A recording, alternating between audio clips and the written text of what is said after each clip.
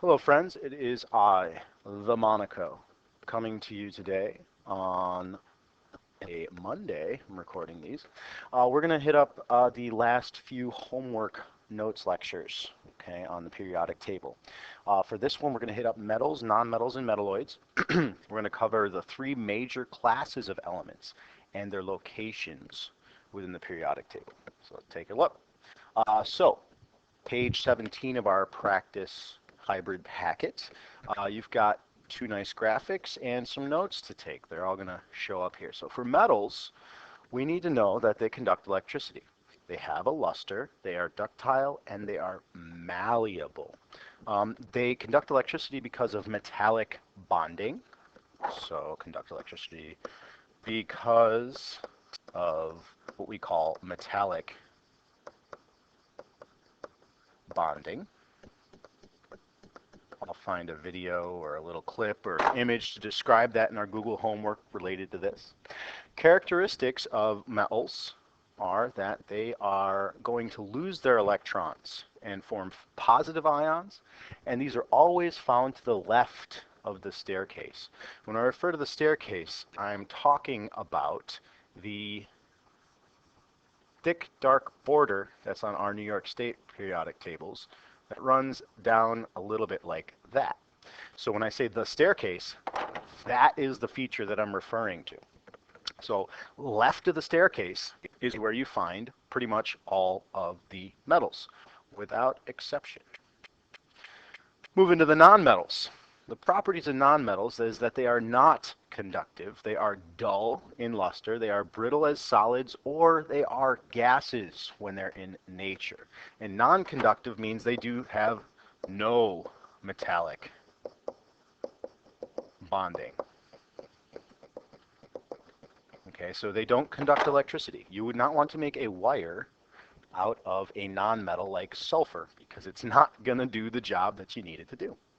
Characteristics of these things is that they prefer to gain electrons by forming negative ions, and they are found to the right-hand side of our staircase. So again, that staircase, the thick dark line that differentiates between the metals and the nonmetals is what we're talking about when I say staircase.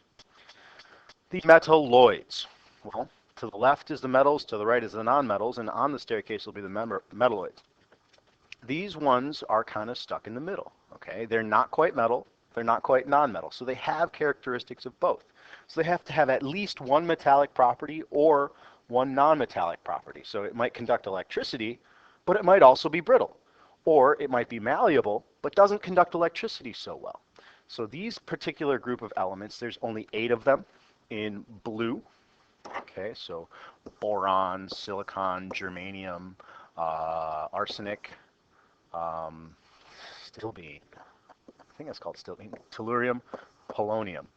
These are the 7, and sometimes astatine is considered one too, 8 metalloids. The ones that I most refer to often is silicon. That's the one, that's my go-to metalloid.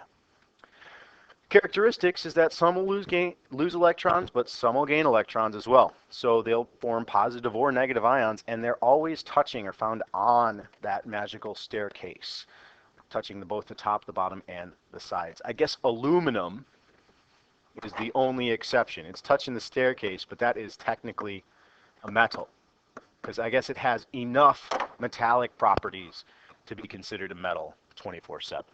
Okay? And so, trends. This is the major portion of the last half of the unit here, the trends. We're looking at trends across periods and down groups, always, always, always. So, metallic character. When I'm talking about metallic character is how much like a metal is. Metal-like. How much does it look like a metal? How much does it behave like a metal? So as you go across a period, so like from potassium all the way to krypton, metallic character decreases. So each step along the way, it's becoming less and less and less and less metallic.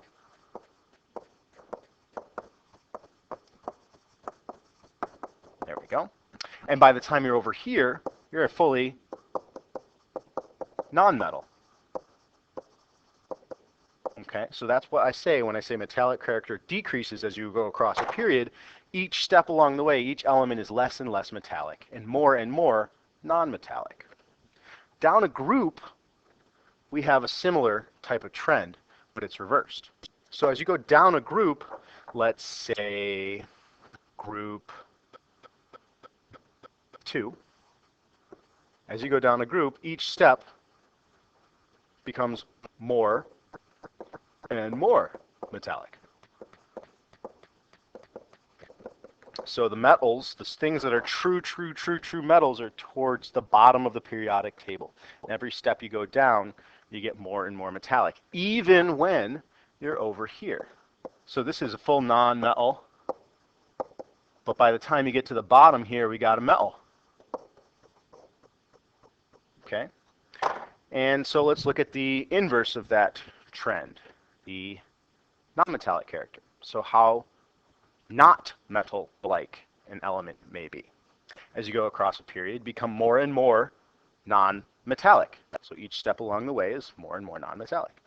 And down a group, its character, it is decreasing. So as you go down a group, it's becoming more and more not like a metal. And those are the trends that are explained. Your homework assignments, finish those notes, then do our Google Online Classroom portion, and then be ready to go over some pages in the periodic table packet. Okay, so thanks for watching. There's only a couple more videos. It's a quick, short unit.